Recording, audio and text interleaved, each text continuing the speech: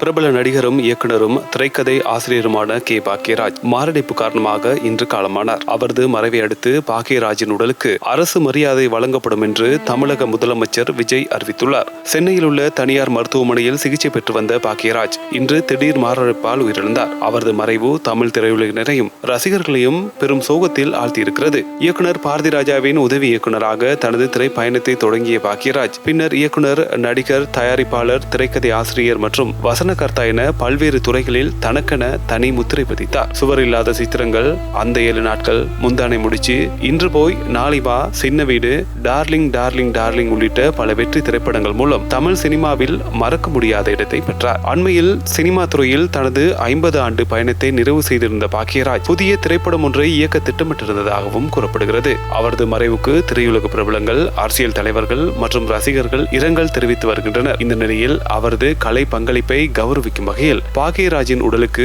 அரசு மரியாதை வழங்கப்படும் என முதலமைச்சர் விஜய் அறிவித்துள்ளார். அத்துடன் சென்னை வள்ளுவர் கோட்டம் இல்லத்தில் வைக்கப்பட்டுள்ள மறைந்த இயக்குனர் பாக்கியராஜ் உடலுக்கு முதலமைச்சர் விஜய் நேரில் சென்று அஞ்சலி செலுத்தினார். இதனைத் தொடர்ந்து பாக்கியராஜ் குடும்பத்தாருக்கு ஆறுதலும் தெரிவித்தார். உயிரிழந்த இயக்குனரும் நடிகருமான பாக்கியராஜ் உடலுக்கு திரைப்பிரபலங்கள், அரசியல் தலைவர்கள் என பலரும் அஞ்சலி செலுத்தி வருகின்றனர். நாளை மதியம் பெசன்ட் நகர் மின்மயானத்தில் பாக்கியராஜ் உடல் தகனம் செய்யப்படுகிறது.